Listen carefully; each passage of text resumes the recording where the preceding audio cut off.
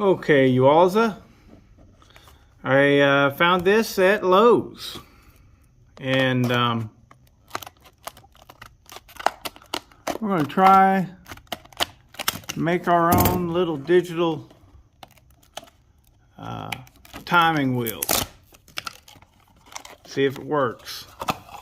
Now, look at that, it's magnetic. Not magnetic there. It's only magnetic on that bottom side there. All right, things to work with. It's supposed to take one AAA battery, which it does not have.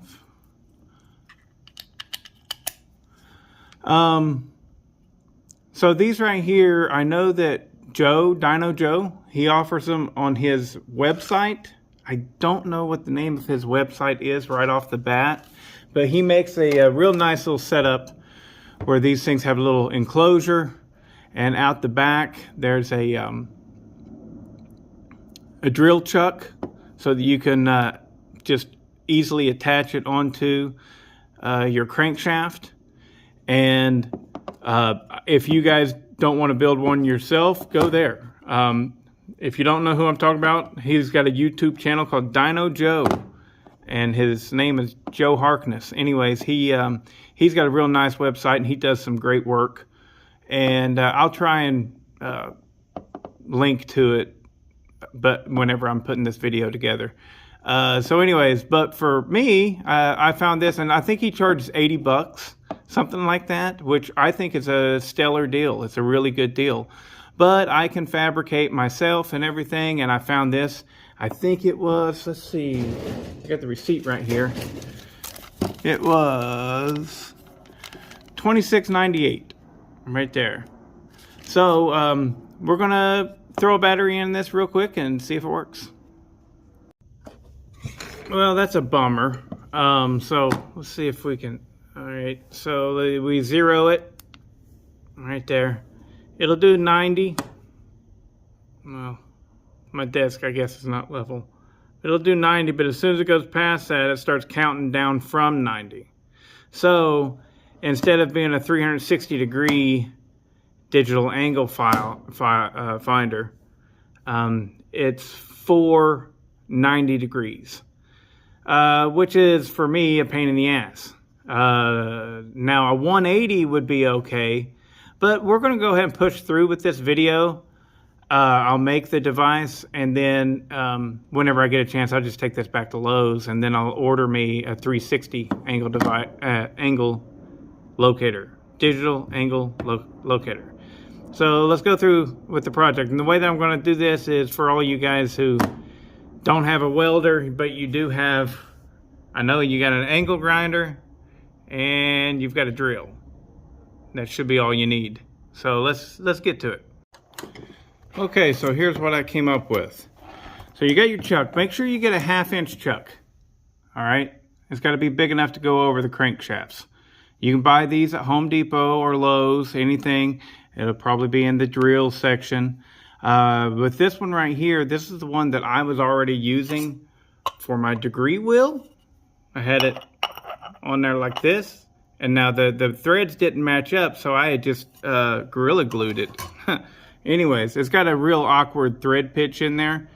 So, but I had taken this off of an old drill that I was no longer using.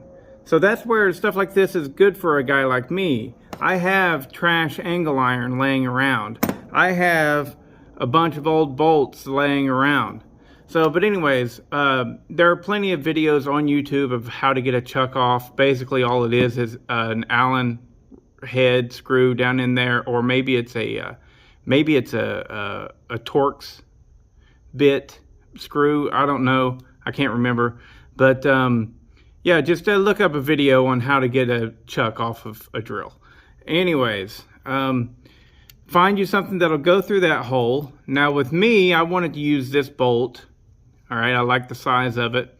And so that meant I had to enlarge that hole that you can see through there. Now this is hardened steel. You're not going to be able to do that with a drill bit. You're just going to ruin the drill bit. How do I know? Ask me. Yep. So what I ended up using was my my die grinder there. If you don't have a die grinder, you'll have to choose a smaller bolt than I did. But put it down in through there. Look at that. Oh, isn't that nice? It's nice. You also want to make sure that you can close your chuck with it in place. I can. I've already checked. So, anyways, we're going to hold on to that. Yep, we got it. And with this right here, it's just a little piece of angle iron. I measured everything though, and this is basically 60 millimeters tall. So the middle of that is 30 millimeters, right? Bam, 30 millimeters right there, bam. I put it right in the center just because I don't think that it makes a difference with these. I'm not sure though if it does, but I figured it being completely centered would be really nice. So before I put that on there, I'm gonna put a drop of Loctite. Come on, Loctite. Work with me here, work with me.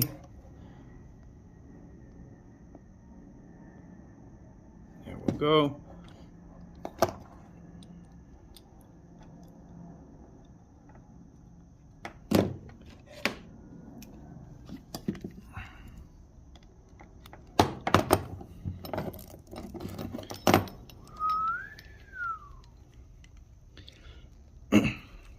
Get that good and tight.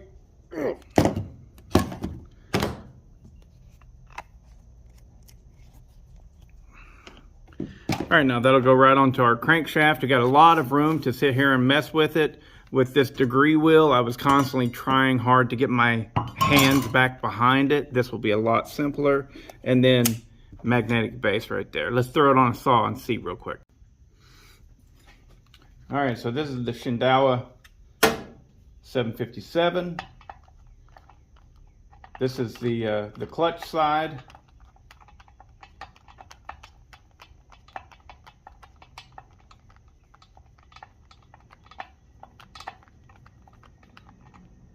Come on already.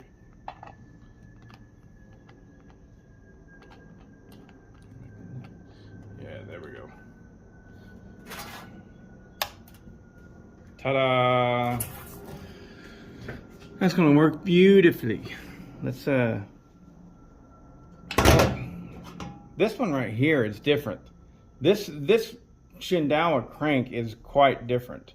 So that is too big for my chuck to go over top of. And as a matter of fact, I think this is a 3/8 chuck now that I look at it.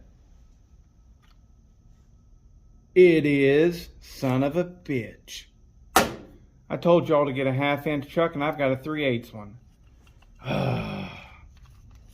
If I had a 1/2 inch chuck, it would probably go all the way over that.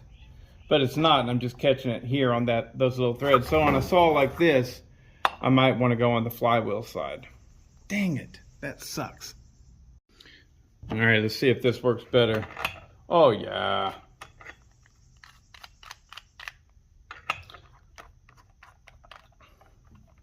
There we go. And tighten that down nice and snug.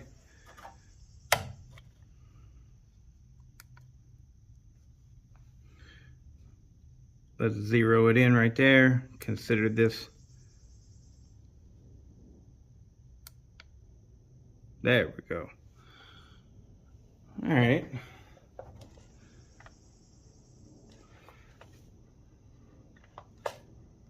That'll be pretty nifty.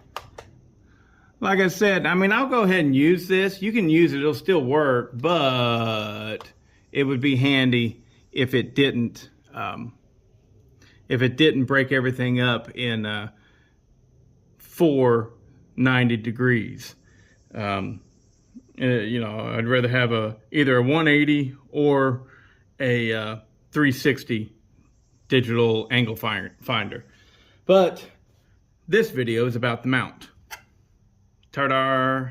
So you can order digital angle finders off of Amazon or eBay or whatever. And I believe that right there is going to work just fine. But one thing's for sure is I bet you Joe's would work better. So if you guys are uncertain, I just ordered it off of his website. But anyways, just a little fun video. Figured I'd throw it together real quick. And I am going to give this a try and use it and see how it works.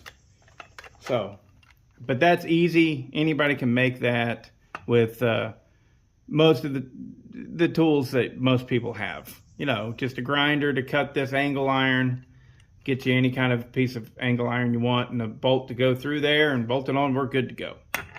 Ta-da! I love it.